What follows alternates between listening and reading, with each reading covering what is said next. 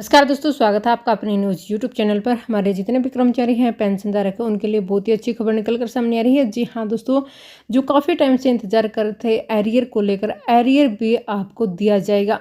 कितने माह का दिया जाएगा दोस्तों, और कितना आपके जो डीए में बढ़ोतरी होगी वो भी बताएंगे। और जो हमारे पेंशनधारकों की पेंशन है उस पर भी बड़ी अपडेट निकल कर सामने आ रही है।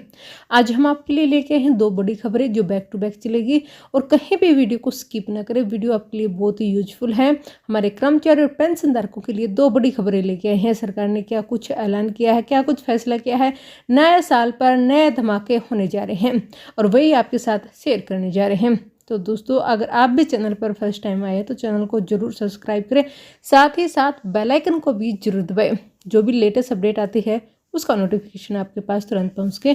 तो दोस्तों, बिना किसी देरी के हम वीडियो को स्टार्ट करते हैं। जो आज की हमारी लेटेस्ट अपडेट होने जा रही है क्या है वही हम आपको इस वीडियो में बताएंगे। हमारे लाखों कर्मचारी और जो पेंशनधारक हैं जो काफ़ी टाइम से इंतज़ार कर रहे थे, अब उनका इंतज़ार ख़त्म होने जा रहा है। जी हाँ दोस्तों, केंद्र सरकार ने पहले ही कर्मचारियों का डीए दिया था। हाल ही में इसमें 4% की बढ़ोतरी की गई, जिसके बाद कर्मचारियों का डीए 42 से 46% हो गया। लेकिन केंद्र के अलावा कई राज्य भी ऐसे थे जहां कर्मचारी के महंगाई भत्ते में बढ़ोतरी नहीं की गई, जिसे अब लागू किया गया था।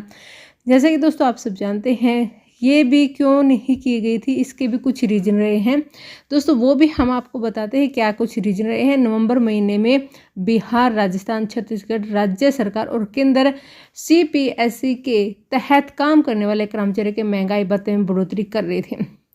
इन कर्मचारियों की महंगाई भत्ते में 4% की बढ़ोतरी हुई थी, और डीए में बढ़ोतरी के साथ 4 माह का एरियर भी आपको दिया जाएगा। जी हाँ दोस्तों, डीए में बढ़ोतरी जुलाई महीने से लागू होने जा रही है और डीए एरियर का लाभ भी आपको दिया जाएगा।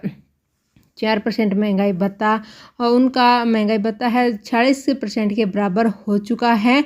और बात करेंगे, बिहार राज्य सरकार ने हाल ही में कैबिनेट बैठक की थी, जिसमें कर्मचारी और पेंशन भोगियों के डीए और डीआर में बढ़ोतरी के प्रस्ताव को मंजूरी दी है।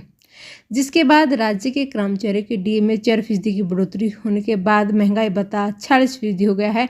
सरकार ने प्रस्ताव को मंजूरी मिलने के बाद बिहार के वेतन और पेंशन पाने वाले राज्य सरकार के सरकारी कर्मचारी हैं, पेंशन भोगी है, फैमिली पेंशन, उनको 1 जुलाई 2023 से 42 की जगह पर 40% महंगाई भत्ता दिया जाएगा। और राजस्थान की बात करें, राजस्थान में भी दोस्तों लाखों कर्मचारियों के लिए ये ऐलान कर दिया गया है। जैसे कि चुनाव हुए थे, चुनाव के कारण दोस्तों आपका महंगाई भत्ता रोक दिया गया था। हाल ही में मतदान हुआ है और अभी चुनाव नतीजे घोषित नहीं हुए, लेकिन नतीजों से पहले सरकार ने कर्मचारी के महंगाई भत्ते में 4% की बढ़ोतरी कर दी गई है। राज्य के 8 लाख से अधिक कर्मचारी और 4 लाख से अधिक पेंशन भोगियों को महंगाई भत्ते में 4% की बढ़ोतरी दी गई है। डीए में बढ़ोतरी का प्रस्ताव चुनाव आयोग को भेज दिया गया है और जिसे मंजूरी दे दी गई है, और राज्य वित्त विभाग की वेबसाइट पर जानकारी दी गई है। आप वहां जाकर भी इसे चेक कर सकते हैं किस कर्मचारी की कितनी पेंशन बढ़ोतरी हुई है डीए लगने के बाद। बात करेंगे छत्तीसगढ़ की, जैसे कि छत्तीसगढ़ में भी चुनाव थे लेकिन नतीजे आने अभी बाकी है। इससे पहले 4% की बढ़ोतरी छत्तीसगढ़ राज्य में भी कर दी गई है, जिसे 1.5 लाख पेंशन भोगियों को भी इसका लाभ दिया जाएगा। यानी कि हमारे जो कर्मचारी हैं, पेंशन भोगी हैं, उनका लाभ दिया जाएगा। बात करेंगे अब दोस्तों सीपीएसईएस कर्मचारियों को वेतन वृद्धि का लाभ मिलेगा।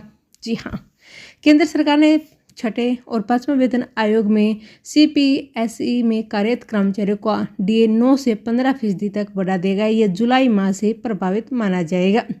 जी हाँ दोस्तों, हमारे जहां लाखों कर्मचारियों का डीए रुका हुआ था, अब उनका इंतजार खत्म हो चुका है।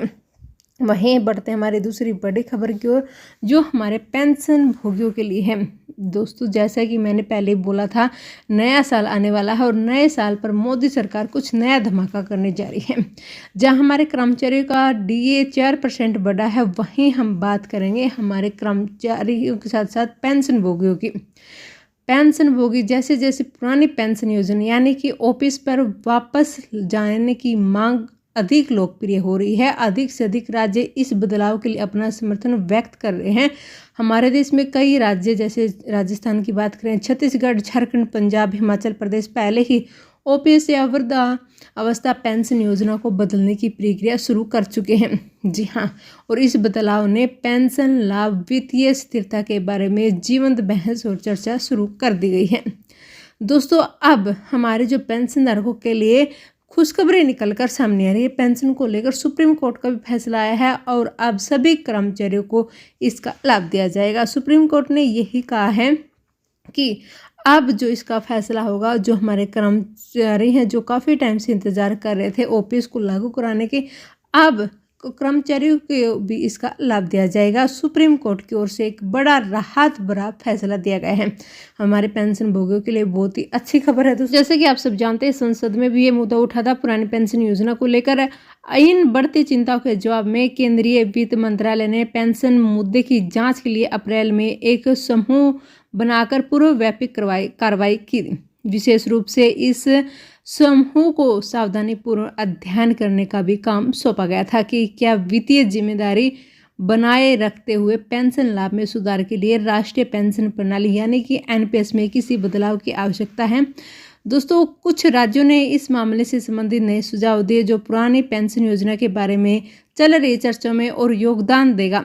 ये घटनाक्रम पेंशन नीतियों के जटिल और बदलते चरित्र और सार्वजनिक क्षेत्र के कर्मचारियों की वित्तीय स्थिरता, जीवन की गुणवत्ता के बारे में व्यापक बातचीत को उजागर किया गया है। दोस्तों, हमारे जितने भी कर्मचारी हैं, इसके साथ ही पुरानी पेंशन से हैं उसको एक बड़ा मुद्दा बन चुका है। सरकारी और सरकारी कर्मचारियों के बीच एक बड़ा मुद्दा बनकर उभरा है। जब सरकार ने इस योजना को रद्द किया तो सरकारी कर्मचारी की ओर से सरकार के खिलाफ कई मामले दर्ज कराए गए थे। जी हाँ दोस्तों, इस प्रणाली के तहत राज्य एक पेंशन योजना का समर्थन करते हैं जो पुरानी पेंशन योजना ओपीएस की तरह है। अंतिम वेतन पर आधारित होने के बजाय सबसे कम वेतन से जुड़ी गारंटीकृत सेवानिवृत्ति आय प्रदान करता है। हालांकि इस दृष्टिकोण से परिणामस्वरूप पेंशन राशि कम हो सकती है और यह सेवानिवृत्ति लोगों को निश्चितता और आश्वासन प्रदान करती है। कुछ संदर्भ में प्रदान करने के लिए प्रारंभिक जो पुरानी पेंशन योजना में जो एक परिभाषित लाभ योजना है, सरकारी कर्मचारियों को आमतौर पर अपने अंतिम वेतन का 50% पेंशन के रूप में मिलता है। इसके विपरीत जो एनपीएस है यानी कि राष्ट्रीय पेंशन प्रणाली कर्मचारी योगदान के आधार पर संचालित होती है, जिसमें लाभ पूर्व निर्धारित नहीं है। पुरानी पेंशन और नई पेंशन योजना को इस प्रकाशन में पहले चर्चा की गई है। सुविधा को शामिल करने वाला एक संयुक्त दृष्टिकोण प्रस्तावित किया गया था। इस मॉडल में कर्मचारी योगदान और सुनिश्चित सेवानिवृत्ति दोनों को लाभ शामिल है। दोस्तों, अनुकूलताशीलता और निश्चितताशीलता का प्रयास किया गया है, जिसमें अब सुप्रीम कोर्ट का फैसला आया है। जी हाँ दोस्तों, हम आपको बता दें कि जो हमारे पेंशन धारक हैं उनके लिए बहुत ही अच्छी खबर है। सभी को पुरानी पेंशन का पैसा दिया जाएगा। सुप्रीम कोर्ट से इसका फैसला आया है। दोस्तों, ये थी आज की 2 लेटेस्ट अपडेट। आशा करते हैं आपको वीडियो अच्छी लगी होगी। वीडियो अच्छी लगे तो लाइक जरूर करें, सब्सक्राइब करें और अपने सभी दोस्तों के साथ शेयर जरूर करें। मिलेंगे ऐसे ही 2 बड़ी अपडेट के साथ जो बैक टू बैक हो। तो तब तक आप सभी को जय हिंद, जय जवान, जय किसान।